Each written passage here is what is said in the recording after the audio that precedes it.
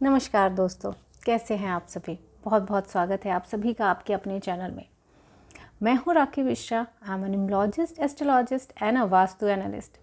और आज हम बात करने वाले हैं ऐसी 5 इम्पॉर्टेंट डायरेक्शंस के बारे में जो एग्ज़ाम से पहले जो पेरेंट्स के ऊपर एक प्रेशर होता है कि मेरा बच्चा पढ़ नहीं रहा है, ये नहीं कर रहा है, वो नहीं कर रहा है, स्टडीज़ में मन नहीं लग रहा है। ऐसी कुछ इम्पॉर्टेंट डायरेक्शंस के बारे में जानते हैं कि जहाँ बैठ कर के आपके बच्चे को पढ़ना चाहिए या कहाँ पे।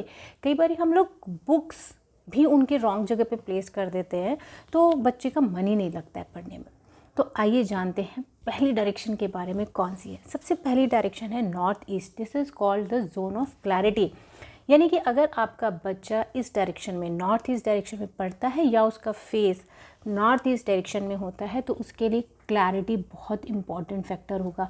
वो जो भी चीज़ें पढ़ेगा ना, क्लियर कर लेगा पहले, कोई कन्फ्यूजन उसमें नहीं छोड़ेगा, कोई कमी उसमें नहीं रहेगा। उसको जब तक क्लियरली समझ में नहीं आएगा वो उस चीज़ पे फोकस करेगा, उसको बार बार पढ़ेगा, अपने डाउट्स क्लियर करेगा।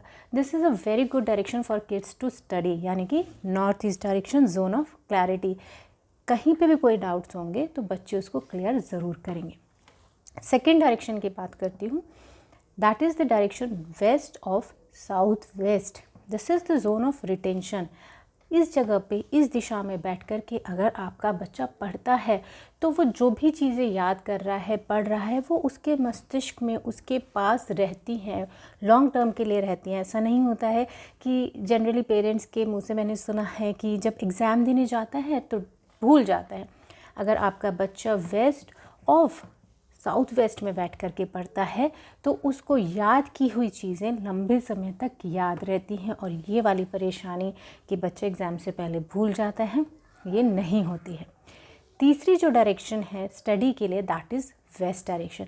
दिस इज़ द डायरेक्शन जिसमें बच्चा अगर बैठ के पढ़ता है तो ये बच्चे को एक ओवरऑल ग्रोथ देती है, उसकी रिटेंशन पावर बढ़ाती है, उसके माइंड में क्लैरिटी भी देती है। तो बहुत ही अच्छी डायरेक्शन है बच्चों के लिए, स्टडी के लिए। आप चाहें तो वेस्ट डायरेक्शन में अपने बच्चे का स्टडी रूम भी बना सकते हैं और प्लेसमेंट ऑफ स्टडी टेबल इस तरीके से कर सकते हैं कि वो west of south west zone में आए और उसका facing east north east direction में हो। तो ये बच्चे के लिए एक बहुत ही बैलेंस्ड और अच्छा स्टेट होगा। अब हम डायरेक्शन बात करते हैं 4 नंबर की, that is east of north east. Sometimes क्या होता है कि पेरेंट्स अपने बच्चे की बुक्स कॉपीज़ इस डायरेक्शन में रख देते हैं। उससे क्या होता है, ये है फ़न एंड क्रिएटिविटी की डायरेक्शन, एन्जॉयमेंट की डायरेक्शन। अब ईस्ट ऑफ नॉर्थ ईस्ट में अगर आपके बच्चे की बुक्स एंड कॉपीज़ रखी गई हैं तो वो उन बुक्स में से भी कुछ ना कुछ क्रिएटिविटी निकाल लेगा, एन्जॉय करने का तरीका निकाल लेगा। पढ़ने की बजाय उसको एन्जॉयमेंट सूझेगा बुक्स में भी।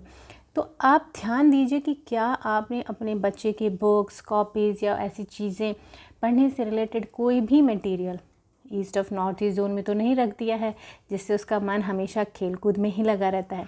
या फिर आपने उसके टॉयज़ इस डायरेक्शन में रख दिए हैं तो इस कारण से भी पढ़ाई से ज़्यादा उसका मन जो है खेल कूद में लगता है, क्योंकि उसकी जो चीज़ें हैं वो आपने ईस्ट ऑफ नॉर्थ ईस्ट में रख दी है। अब हम बात करते हैं एक और डायरेक्शन की, that is east of south east. Mind it, east of south east.